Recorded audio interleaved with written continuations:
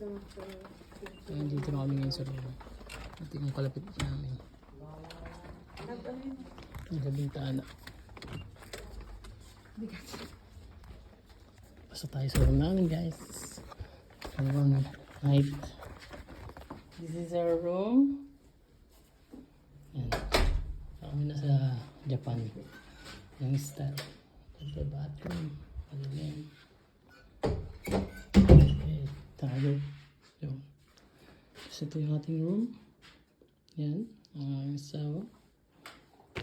Siyempre, walang TV. Kasi tsaka chill lang.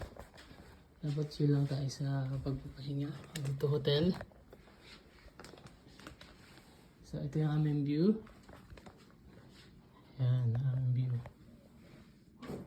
Yan.